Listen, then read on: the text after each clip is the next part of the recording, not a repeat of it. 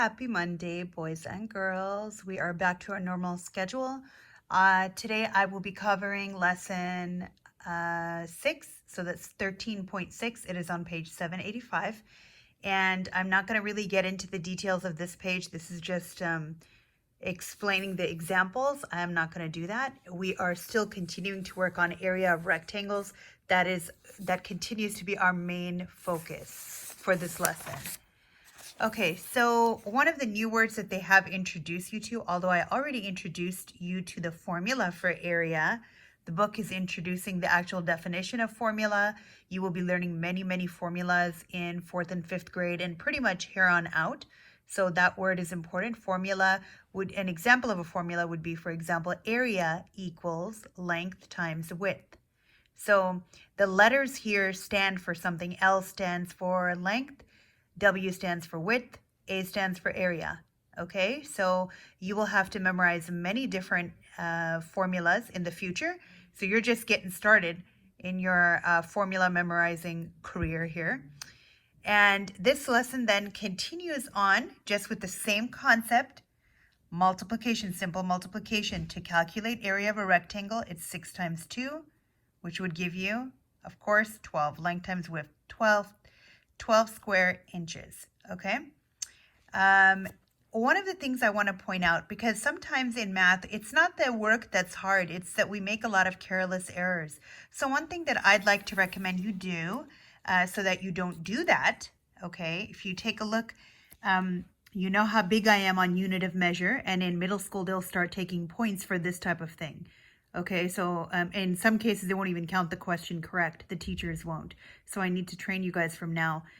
Circle, go ahead and circle what the unit of measure is so that you're aware when you're doing it. Now here you can see they've written square feet, okay, because you're just starting out in 3rd grade. Now here, they've removed that. They want you to do it. So you can't just write the answer here to 8 times 6. You're going to have to write square and then inches, because that's very important. Unit of measure matters. Okay, so I just wanted to cover that. That's a strategy. Go ahead and highlight it so that you're aware of that, because notice it keeps changing. Feet, inches, meters, centimeters, and they're going to continuously switch it up on you. Okay, I did want to explain a little bit about this question. So it says a rectangle has an area of 42 square meters, which would represent the length and width of this rectangle. See, they haven't given you an image. Circle it. So here's how you're going to figure it out. Which two numbers are going to give you 42 square meters as an area? Is it going to be 7 times 6? These are the dimensions, length times width. Or would it be 6 times 8? Okay, so remember, your knowledge of multiplication matters so much.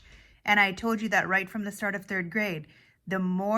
The faster you are with your multiplication, the better you'll be able to calculate these things. So I'm sure those of you who know your multiplication pretty well, you've already figured out which one's the answer. If it does not equal 42, you've got the wrong answer. You need to go back, okay? All right, right down here in lesson 13.6, they are introducing algebra concepts here, okay? So, sorry, my pencil's not working. So, algebra concepts are being introduced where they're giving you the width here, but they're not giving you the length, okay? So they have told you the total, okay? So here's how you're going to set that problem up. It looks like this. Area equals length times width, right? So here the area is 9 because they gave that to you. Length is unknown. You still do not know it. They did not tell you. And you do know your width, which is 1, right? So 1 times whatever this L is, we don't know what this is, 1 times L is equal to 9, right? So what would that be? Okay, that's how you calculate these. Just wanted to explain that. Then I wanted to move on to a more complicated problem. This is a 2-step problem. Remember to use your cube strategy where you're circling the numbers. You are underlining the question, right? We are boxing in the keywords, okay? And of course, I forgot the keyword area. Okay, that's the keyword. And I like to highlight the unit of measure so that I can remind myself that I need to include that in the answer, or my answer is kind of incomplete. Okay, so here you have a little bit more of a complicated problem. It is two-step. A throw rug is 8 feet long and 4 feet wide. It is in a rectangular room with an area of 110 square feet. How much of the room is not is a very important word here, covered by the rug? So first you have to figure out what is the area of the rug, right? So it tells you the dimensions. So you do 8 times 4, which I'm sure you figured out the answer to that. And then you take that and you would subtract it from 110 square feet.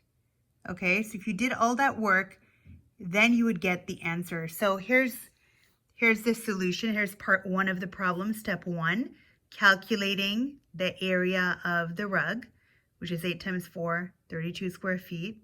And then you're moving on to step 2. And I also did the borrowing just in case you're confused how I got that.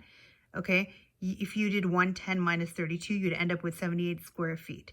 So this is step 1, step 2. Remember, when we look at word problems, which usually happens on this page, problem solving, we don't panic. We persevere, we use the cube strategy, and we work through the problems. We do not give up, okay? Bye, guys.